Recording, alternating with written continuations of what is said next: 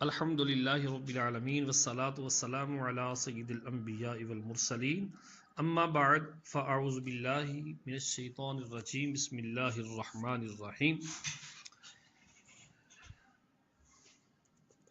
وہابیہ کے عقائد بیان کیے جا رہے تھے۔ صفحہ نمبر 231 پر صاحب بہار شریعت فرماتے ہیں کہ اور سنیے ان قائل صاحب نے یعنی لکھنے والے نے حضور اقدس صلی اللہ علیہ وآلہ وسلم کی نبوت کو قدیم اور دیگر انبیاء کی نبوت کو حادث بتا دیا کہ نبی علیہ السلام کی نبوت یہ قدیم ہے اور دیگر انبیاء کی نبوت حادث ہے۔ صفحہ 7 میں ہے کیونکہ فرق قدم نبوت اور حدوث نبوت باوجود اتحاد نوعی خوب جب ہی چسپاں ہو سکتا ہے۔ مطلب کیا ذات و صفات کے سوا مسلمانوں کے نزدیک کوئی اور چیز بھی قدیم ہے؟ آپ کو پتہ ہونا چاہیے کہ پچھلے اسباق کے اندر ہم اللہ تبارک و تعالیٰ کی ذات کے بارے میں اور صفات کے بارے میں جو عقائد سن کے آئے ہیں کہ رب تبارک و تعالیٰ کی ذات و صفات کے علاوہ کوئی چیز قدیم نہیں ہے۔ نبوت صفت ہے اور صفت کا وجود بے موصوف ناممکن۔ جب حضور اقدس صلی اللہ علیہ وسلم کی نبوت قدیم غیر حادث ہوئی تو ضرور نبی علیہ السلام بھی حادث نہ ہوئے بلکہ ازلی ٹھہرے، اور جو اللہ تعالیٰ و صفات الہیہ کے سوا کسی کو قدیم ماننے بالاجماع مسلمین وہ بندہ کافر ہے، کیونکہ حضرت عظیم المرتبت مولانا الشاہ امام احمد رضا خان علیہ رحمت الرحمن فرماتے ہیں کہ با اجماع مسلمین کسی غیر خدا کو قدیم ماننے والا قطعاً کافر ہے۔ ائمہ دین مزید فرماتے ہیں کہ جو کسی غیر خدا کو ازلی کہے با اجماع مسلمین وہ کافر ہے۔ اس گروہ کا ایک عام شیوا ہے کہ جس کام میں جس امر میں محبوبان خدا کی فضیلت ظاہر ہو طرح طرح کی جھوٹی تعویلات سے اسے باطل کرنا چاہیں گے، اور وہ امر ثابت کریں گے جس میں تنقیص یعنی کمی ہو۔ مثلا براہین قاطعہ صفحہ نمبر 51 میں لکھ دیا کہ نبی صلی اللہ علیہ وآلہ وسلم کو دیوار کے پیچھے کا بھی علم نہیں، اور اس کو شیخ محدث دہلوی رحمت اللہ تعالی علیہ کی طرف غلط منسوب کر دیا، بلکہ اسی صفحہ پر وسعت علم نبی صلی اللہ علیہ وسلم کے بارے میں یہاں تک لکھ دیا۔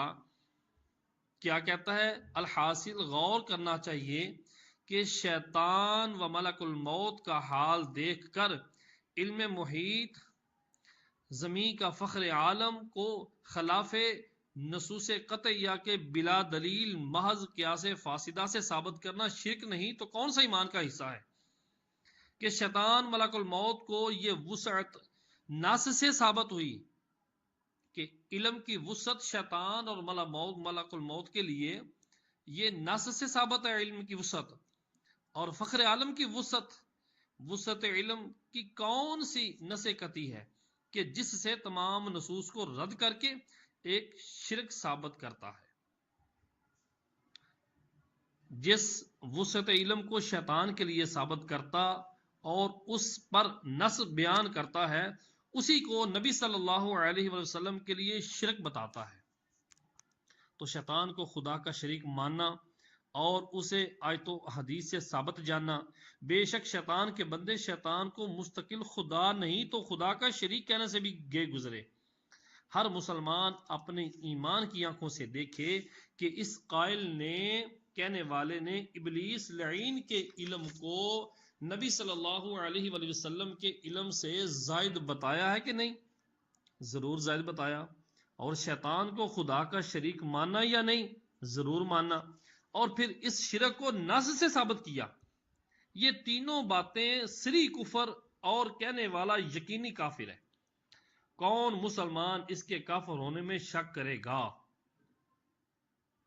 یہ کافر ہے، جو اس کے کفر میں شک کرے وہ بھی کافر ہے۔ بات کا خلاصہ یہ ہے کہ کہتا ہے کہ شیطان اور ملک الموت کا جو علم ہے، وسیع علم کا وسیع ہونا، وہ تو نص قطعی سے ثابت ہے، اور نبی علیہ الصلوۃ والسلام کا وسعت علم کون سی نص سے ثابت ہے؟ لا حول ولا قوت الا باللہ العلی العظیم۔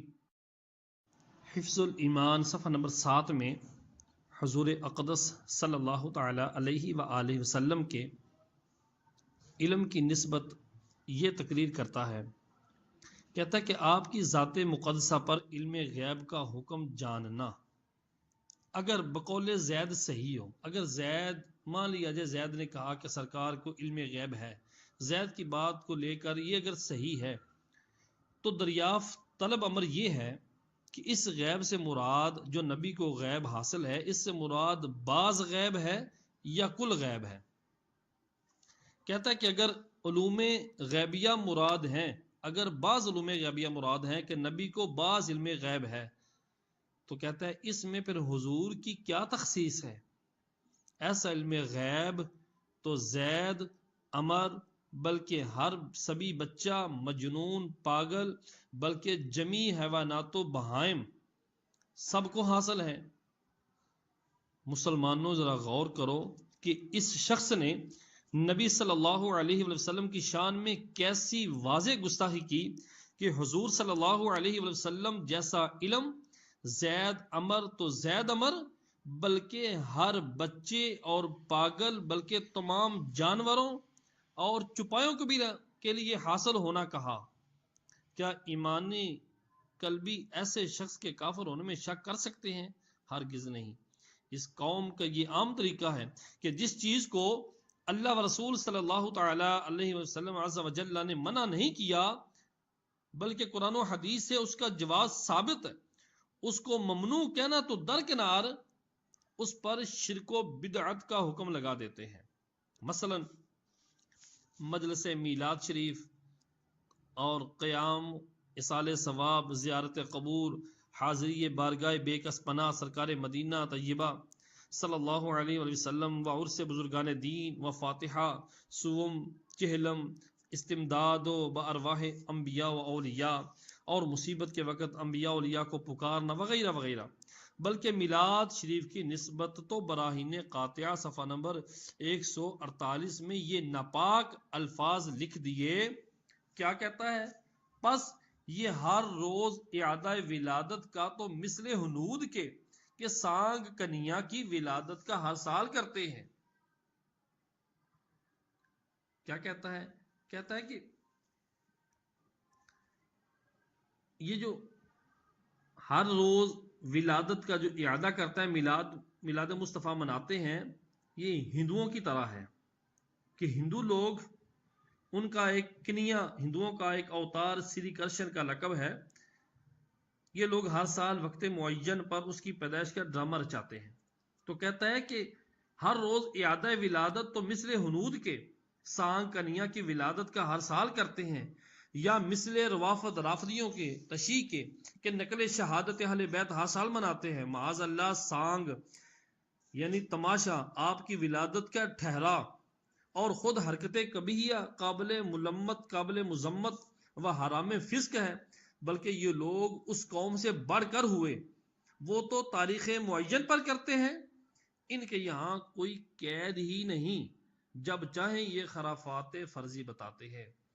لا حول ولا قوت، جس کو اس کا قیاس دیکھو، کہتا کہ ہندو لوگ وہ سانگ کنہیا جو تھا اس کا ڈرامہ وہ ہر سال وقت معین پر کرتے تھے، یا تو ان کا طریقہ ہے، یا اہل تشیع جو لوگ ہیں وہ شہادت اہل بیت کی نقل کرتے ہیں، اصل مناتے ہیں، تو ان کا یہ ڈرامہ دیکھیں۔ یہ مسلمان کیا کرتے ہیں؟ ان کی نقل اتارتے ہیں، بلکہ ان سے بڑھ گئے ہیں، ان کے ڈرامے سے اپنا ڈرامہ کہتا ہے کہ مسلمانوں بڑھا دیا، وہ تو وقت معین پر کرتے تھے، اور ان کا تو وقت معین ہی کوئی نہیں ہے، جب چاہتے ہیں میلاد مصطفیٰ مناتے ہیں۔ لا حول ولا قوت الا باللہ العلی العظیم۔ چوتھا گروہ غیر مقلدین کا ہے، یہ بھی وہابیت ہی کی ایک شاخ ہے۔ وہ چند باتیں جو حال میں وہابیہ نے اللہ عز و جل اور نبی صلی اللہ علیہ وسلم کی شان میں بقی ہیں، غیر مقلدین سے ثابت نہیں۔ باقی تمام عقائد میں دونوں شریک ہیں، اور ان حال کے اشد دیوبندی کفروں میں بھی وہ یوں شریک ہے کہ ان پر ان قائلوں کو کافر نہیں جانتے۔ جو ان کے عقائد ہیں، کفری عقائد، اگر ان سے پوچھے جائیں تو یہ بک دیتے ہیں کہ ان کے کہنے والوں کو کافر نہیں کہیں گے، اور ان کی نسبت حکم ہے کہ جو ان کے کفر میں شک کرے وہ بھی کافر ہے۔ یہ حکم تو ہے، لیکن یہ لوگ ان کے ان عقائد کی وجہ سے ان کو کافر نہیں کہتے، تو ان کے شریک ہوئے۔ ایک نمبر ان کا زائد یہ ہے کہ یہ چاروں مذہبوں سے جدا، حنفی، شافعی، مالکی، حنبلی، یہ چاروں مذہبوں سے جدا، تمام مسلمانوں سے الگ، انہوں نے ایک راہ نکالی کہ تقلید کو حرام و بدعت کہتے، اور ائمہ دین کو سب و شتم کرتے ہیں، یاد کرتے ہیں، لعن طعن کرتے ہیں، گالی گلوچ دیتے ہیں، مگر حقیقتاً تقلید سے خالی نہیں۔ ائمہ دین کی تقلید تو نہیں کرتے، مگر شیطان لعین کی ضرور مقلد ہیں۔ یہ لوگ قیاس کے منکر ہیں، اور قیاس کا مطلقاً انکار کفر، تقلید کے منکر ہیں اور تقلید کا مطلقاً انکار کفر ہے۔ مسئلہ: مطلق تقلید فرض ہے اور تقلید شخصی واجب ہے۔ ضروری تنبیہ: وہابیوں کے یہاں بدعت کا بہت خرچ ہے، جس چیز کو دیکھیے بدعت ہے، لہٰذا بدعت کسے کہتے ہیں اسے بیان کر دینا مناسب معلوم ہوتا ہے۔ بدعت مذمومہ قبیحہ وہ ہے جو کسی سنت کے مخالف و مزاحم ہو، یعنی بدعت مذمومہ وہ ہے جو کسی سنت کے مقابل میں آ رہی ہو یا جس کی وجہ سے کوئی سنت مٹ رہی ہو، اور یہ مکروہ یا حرام ہے۔ اور مطلق بدعت تو مستحب ہے، بلکہ سنت بلکہ واجب تک ہوتی ہے۔ حضرت امیر المومنین عمر فاروق اعظم رضی اللہ تعالی عنہ تراویح کی نسبت فرماتے ہیں، نعمت البدعۃ ھذہ، یہ اچھی بدعت ہے۔ حالانکہ تراویح سنت مؤکدہ ہے، جس امر کی اصل شرع شریف سے ثابت ہو وہ ہرگز بدعت قبیحہ نہیں ہو سکتا۔ جس چیز کی اصل قرآن و حدیث سے ثابت ہو وہ بدعت قبیحہ نہیں ہو سکتی، ورنہ خود وہابیہ کے مدارس اور ان کے وعظ کے جلسے ان حیات خاصہ پر، یعنی جس حیات پر، جس شکل و صورت پر اب چل رہے ہیں، وعظ و تقریر ان کے مدارس، یہ ضرور بدعت ہیں۔ پھر انہیں کیوں نہیں موقوف کرتے؟ مگر ان کے یہاں تو یہ ٹھہری ہے کہ محبوبان خدا کی عظمت کے جتنے امور ہیں سب بدعت، اور جس میں ان کا مطلب ہو وہ حلال و سنت ہے۔ ولا حول ولا قوۃ الا باللہ العلی العظیم۔ یہاں تک چار گروہ جو گزرے ان کے عقائد کو بیان کیا گیا ہے۔ یہاں سے آگے امامت کا بیان شروع ہوگا۔ صلو علی الحبیب صلی اللہ تعالی علیہ وآلہ وسلم۔ امامت کا بیان۔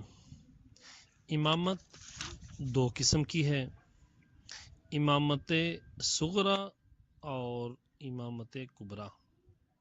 نمبر ایک، امامت صغری۔ امامت صغری امامت نماز ہے۔ نماز کے اندر جو امام امامت کرتا ہے اس کو امامت صغری کہتے ہیں۔ اس کا بیان انشاءاللہ تعالی کتاب الصلاۃ کے اندر آئے گا تو وہاں پر وضاحت کی جائے گی۔ یہاں پر امامت کبریٰ کا ذکر ہے۔ امامت کبریٰ کیا ہے؟ نبی علیہ الصلوۃ والسلام کی نیابت مطلقہ، آپ کے نائب ہونے کے اعتبار سے، کہ حضور صلی اللہ علیہ وسلم کی نیابت سے مسلمانوں کے تمام امور دینی و دنیاوی میں حسب شرع تصرف عام کا اختیار رکھیں۔ سرکار کا نائب ہو کر لوگوں کے تمام دینی امور اور دنیاوی امور کے اندر تصرف عام کا اختیار رکھیں، اور غیر معصیت میں، یعنی جو گناہ کا کوئی کام نہ ہو اس میں اس نائب کی اطاعت تمام جہان کے مسلمانوں پر فرض ہے۔ اس امام کے لیے مسلمان آزاد، عاقل، بالغ، قادر، کرشی ہونا شرط ہے۔ ہاشمی، علوی، معصوم ہونا اس امام کی شرط نہیں۔ ان کا شرط کرنا کہ امام ہاشمی ہو، علوی ہو، معصوم ہو، یہ شرط قرار دینا یہ رافضیوں کا مذہب ہے، اہل تشیع کا، جس سے ان کا یہ مقصد ہے کہ برحق امرائے مومنین خلفائے ثلاثہ ابو بکر و صدیق و عمر و عثمان و غنی رضی اللہ تعالی عنہم اجمعین کو خلافت سے جدا کریں، حالانکہ ان کی خلافتوں پر تمام صحابہ کرام علیہم الرضوان کا اجماع ہے۔ مولا علی کرم اللہ تعالی وجہہ الکریم و حضرت حسنین رضی اللہ تعالی عنہما نے ان کی خلافتیں تسلیم کی، اور علویت کی شرط نے تو مولا علی کو بھی خلیفہ ہونے سے خارج کر دیا۔ مولا علی علوی کیسے ہو سکتے ہیں؟ رہی عصمت، گناہوں سے پاک ہونا، یہ انبیاء و ملائکہ کا یہ خاصہ ہے جس کو ہم پہلے بیان کر چکے ہیں۔ امام کا معصوم ہونا یہ رافضیوں کا مذہب ہے۔ اہل تشیع کا مذہب یہ ہے کہ امام معصوم ہو، جبکہ معصوم کے بارے میں ہم پیچھے وضاحت کے ساتھ عرض کر چکے ہیں کہ معصوم انبیاء علیہم السلام اور ملائکہ ہے۔ مسئلہ نمبر 1، محض مستحق امامت ہونا امام ہونے کے لیے کافی نہیں۔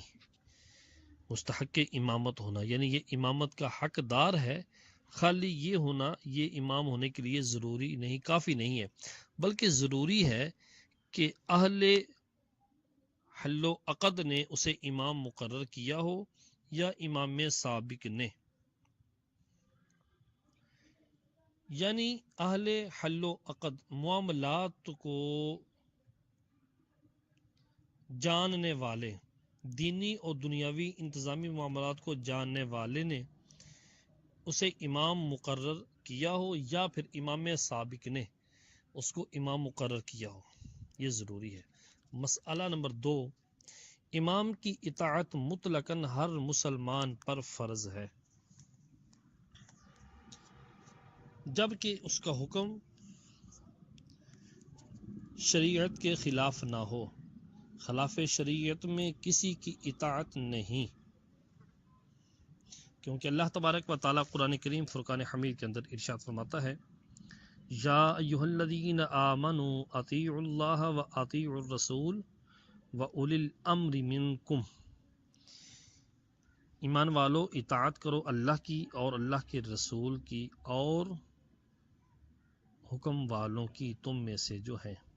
مسئلہ نمبر 3، امام ایسا شخص مقرر کیا جائے جو شجاع، بہادر اور عالم ہو یا علماء کی مدد سے کام کرنے والا ہو۔ مسئلہ نمبر 4، عورت اور نابالغ کی امامت جائز نہیں۔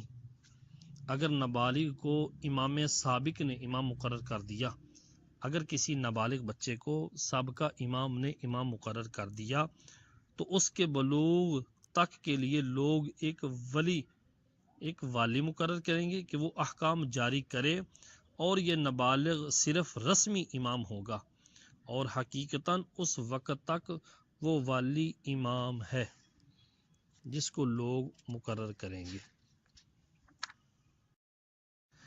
صفحہ نمبر 241، عقیدہ نمبر 1، نبی صلی اللہ علیہ وآلہ وسلم کے بعد خلیفہ برحق و امام مطلق حضرت سیدنا ابو بکر صدیق رضی اللہ تعالی عنہ، پھر حضرت عمر فاروق رضی اللہ تعالی عنہ، پھر حضرت عثمان غنی رضی اللہ تعالی عنہ، پھر حضرت مولا علی کرم اللہ تعالی وجہہ الکریم، پھر 6 مہینے کے لیے حضرت امام حسن مجتبی رضی اللہ تعالی عنہ ہوئے۔ ان حضرات کو خلفائے راشدین اور ان کی خلافت کو خلافت راشدہ کہتے ہیں کہ انہوں نے حضور صلی اللہ علیہ وآلہ وسلم کی سچی نیابت کا پورا حق ادا فرمایا۔ عقیدہ نمبر 2، بعد انبیاء و مرسلین کے بعد تمام مخلوقات الہی، انس و جن و ملک، انسان ہوں، جنات ہوں، ملائکہ ہوں، سب سے افضل صدیق اکبر ہیں، پھر عمر فاروق، پھر عثمان غنی، پھر مولا علی کرم اللہ تعالی وجہ الکریم رضی اللہ تعالی عنہم اجمعین ہیں۔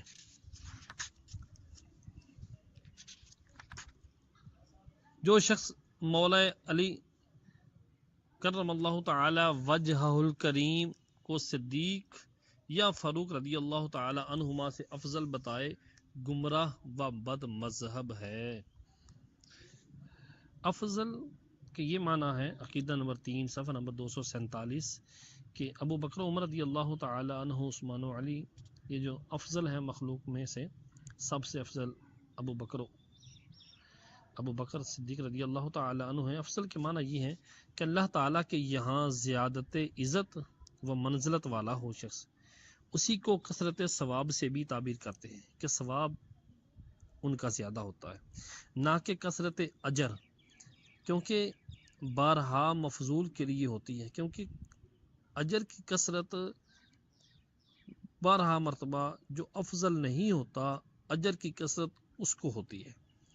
حدیث میں ہمرایان سیدنا امام مہدی یعنی امام مہدی رضی اللہ تعالیٰ عنہ کے جو ساتھی ہوں گے، ان کی نسبت آیا کہ ان میں سے ایک کے لیے 50 کا اجر ہے۔ صحابہ نے عرض کی کہ ان میں کے 50 کا یا ہم میں کے؟ فرمایا بلکہ تم میں کے۔ تو اجر ان کا زائد ہوا، مگر افضلیت میں وہ صحابہ کے ہمسر بھی نہیں ہو سکتے، برابر کبھی نہیں ہو سکتے۔ زیادت تو درکنار، جب وہ صحابہ کے برابر نہیں ہو سکتے تو زیادت کہاں امام مہدی کی رفاقت اور کہاں حضور سید عالم صلی اللہ علیہ وسلم کی صحابیت۔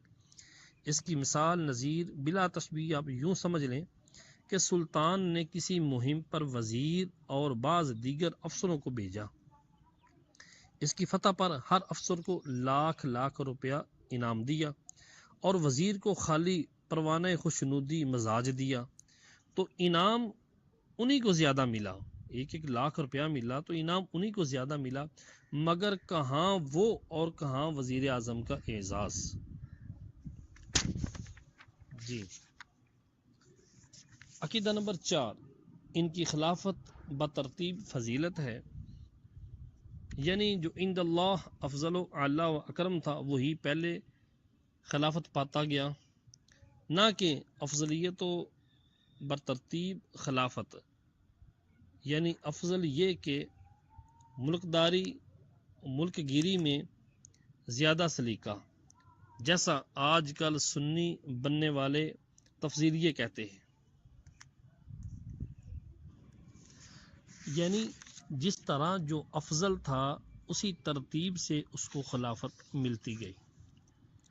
یوں ہوتا تو فاروق اعظم رضی اللہ تعالیٰ عنہ سب سے افضل ہوتے کہ ان کی خلافت کو فرمایا گیا کہ لم ارا عبقری یفری فریہ حتی ضرب الناس بعطن۔ کیا کہتے ہیں کہ میں نے کسی کو ایسا جوان مرد نہیں دیکھا جو اتنا کام کر سکے حتیٰ کہ لوگ ان کے نکالے ہوئے پانی سے سیراب ہو گئے۔ اور صدیق اکبر رضی اللہ تعالیٰ عنہ کی خلافت کو فرمایا فی نزعہ ضعف واللہ یغفر لہ، ان کے دوران خواب کنویں سے پانی نکالنے میں کمزوری تھی، اللہ عز و جل انہیں معاف فرمائے۔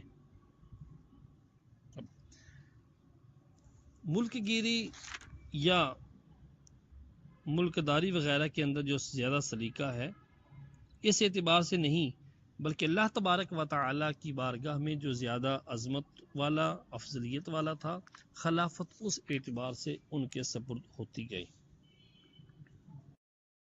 عقیدہ نمبر 5، خلفائے اربعہ راشدین کے بعد بقیہ عشرہ مبشرہ و حضرت حسنین و اصحاب بدر و اصحاب بیت الرضوان کے لیے افضلیت ہے اور یہ سب قطعی جنتی ہیں۔ عقیدہ نمبر 6، تمام صحابہ کرام رضی اللہ تعالی عنہم اجمعین اہل خیر و صلاح ہیں اور عادل، ان سب کا جب بھی ذکر کیا جائے تو خیر ہی کے ساتھ ذکر کرنا فرض ہے۔ عقیدہ نمبر 7، کسی صحابی کے ساتھ سوء عقیدت، بری عقیدت، بد مذہبی و گمراہی اور استحقاق جہنم ہے۔ کسی صحابی کے بارے میں بری عقیدت رکھنا یہ بد مذہبی، گمراہی ہے اور مستحق جہنم ہے کہ وہ حضور اقدس صلی اللہ علیہ وسلم کے ساتھ بغض ہے۔ ایسا شخص رافضی ہے، اگرچہ چاروں خلفاء کو ماننے اور اپنے آپ کو سنی کہے، مثلا حضرت امیر معاویہ رضی اللہ تعالیٰ عنہ اور ان کے والد ماجد حضرت ابو سفیان اور والدہ ماجدہ حضرت ہندہ، اسی طرح حضرت سیدنا عمر بن عاص، حضرت مغیرہ بن شعبہ و حضرت ابو موسیٰ اشعری رضی اللہ تعالی عنہم اجمعین، حتیٰ کہ حضرت وحش رضی اللہ تعالی عنہ جنہوں نے قبل اسلام حضرت سیدنا سید الشہداء حمزہ رضی اللہ تعالی عنہ کو شہید کیا، اور بعد اسلام اخبث الناس، لوگوں میں سے خبیث ترین شخص، خبیث مسلمہ کذاب ملعون کو واصل جہنم کیا، وہ خود فرمایا کرتے تھے کہ میں نے خیر الناس و شر الناس کو قتل کیا۔ ان میں سے کسی کی شان میں گستاخی تبرہ ہے، نفرت کا اظہار ہے، گستاخی تبرہ ہے، نفرت کا اظہار ہے، اور اس کا قائل رافضی، اگرچہ حضرت شیخین کریمین رضی اللہ تعالیٰ عنہما کی توہین کے مثل نہیں ہو سکتی کہ ان کی توہین، بلکہ ان کی خلافت سے انکار ہی فقہاء کرام کے نزدیک کفر ہے۔ عقیدہ نمبر 8، کوئی ولی کتنے ہی بڑے مرتبے کا ہو، کسی صحابی کے رتبے کو نہیں پہنچتا۔ مسئلہ نمبر 5، صحابہ کرام علیہم رضوان کے باہم جو واقعات ہوئے ان میں پڑھنا حرام، سخت حرام ہے۔ مسلمانوں کو تو یہ دیکھنا چاہیے کہ وہ سب حضرات عقائد عالم صلی اللہ تعالی علیہ وآلہ وسلم کے جانثار اور سچے غلام ہیں۔ عقیدہ نمبر 9، تمام صحابہ کرام اعلیٰ و ادنا، اور ان میں ادنا کوئی نہیں، سب جنتی ہیں۔ وہ جہنم کی بھینک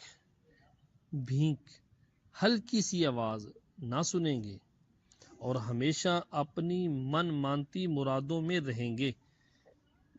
محشر کی وہ بڑی گھبراہٹ انہیں غمگین نہ کرے گی، فرشتے ان کا استقبال کریں گے کہ یہ ہے وہ دن جس کا تم سے وعدہ تھا، یہ ہے وہ دن جن کا تم سے وعدہ تھا۔ یہ سب مضمون قرآن مجید فرقان حمید میں مذکور ہے۔ عقیدہ نمبر 10، صحابہ کرام رضی اللہ تعالی عنہم اجمعین انبیاء نہ تھے، فرشتہ نہ تھے کہ معصوم ہوں۔ ان میں بعض کے لیے لغزشیں ہوئیں، مگر ان کی کسی بات پر گرفت اللہ و رسول عز و جل صلی اللہ تعالی علیہ وسلم کے خلاف ہے۔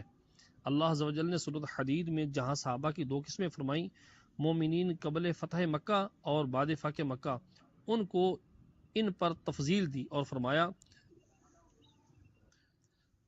کلم وعد اللہ الحسنى، سب سے اللہ نے بھلائی کا وعدہ فرما لیا، اور ساتھ ہی ارشاد فرمایا واللہ بما تعملون خبیر، اللہ خوب جانتا ہے جو کچھ تم کرو گے۔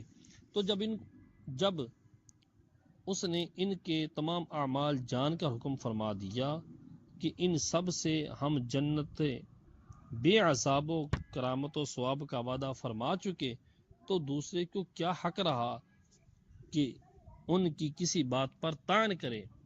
کیا طعن کرنے والا اللہ تعالی سے جدا اپنی مستقل حکومت قائم کرنا چاہتا ہے؟